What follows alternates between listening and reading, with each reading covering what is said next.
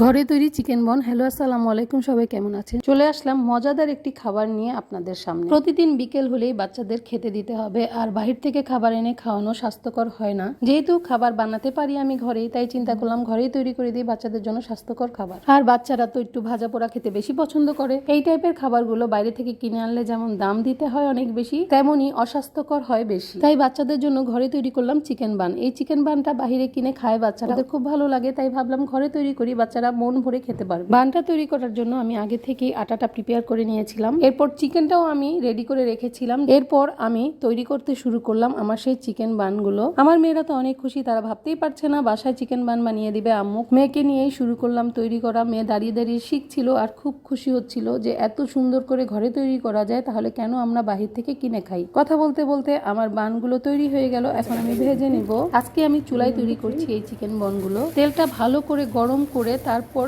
চুলার আঁচটা কমিয়ে আস্তে আস্তে বানগুলো দিতে হবে তেলের ভিতরে, যেন তেল ছিটে না আসে। এরপর অল্প আঁচে ভাজতে হবে।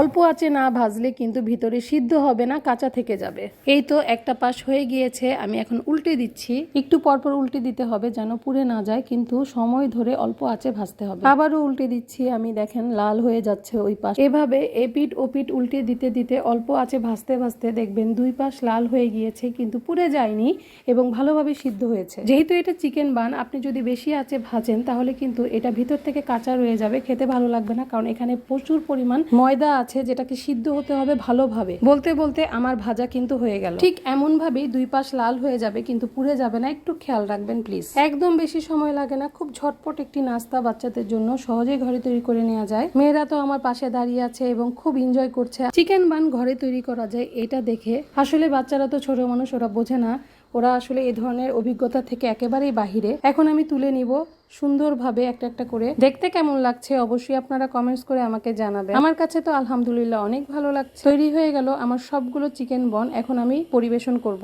বাচ্চারা তো ওই দিক দিয়ে সস নিয়ে বসে আছে, কখন খাবে। আর আমরা যেহেতু কন্টেন্ট ক্রিয়েটার, আমাদের তো কন্টেন্ট তৈরি করতে হয়, তাই আমাদের এগুলোকে ভালোভাবে ছবি তুলতে হবে, ভিডিও করতে হবে, তারপরেই বাচ্চাদেরকে খেতে দিতে হবে। আসলে একটা ভিডিও তৈরির পিছনে যে কত রকম কাহিনী থাকে এটা কিন্তু অনেকেই জানে না। যখন আমরা একটা ভিডিও দেখি তখন মনে করি বাহ কি সুন্দর, এত তাড়াতাড়ি হয়ে গেল। যাই হোক, দেখেন আমার চিকেন বনটা কত সুন্দর হয়েছে, একদম সফট। আরেকটা কথা বলছি, আমি তেলে ভেজেছি, তার মানে এই না যে ভিতরে অনেক তেল, একটুকু তেল নেই, একেবারে শুকনা, যেমন রুটি হয় তেমনই হয়েছে ভিতরটা। দেখে আপনারা বুঝতে পারছেন কিনা আমি জানি না। যাই হোক, আপনাদের সাথে কথা বলতে বলতে আমার চিকেন বন কিন্তু তৈরি। এখন বিদায় নিচ্ছি, বাচ্চারা খাবে। পুরো রেসিপিটা খুব তাড়াতাড়ি শেয়ার করব। তার আগে অবশ্যই বলে যাবেন কেমন লাগলো আমার এই চিকেন বন তৈরি। বিদায় নিচ্ছি, সবাই ভালো থাকবেন। আল্লাহ হাফেজ, আসসালামু আলাইকুম।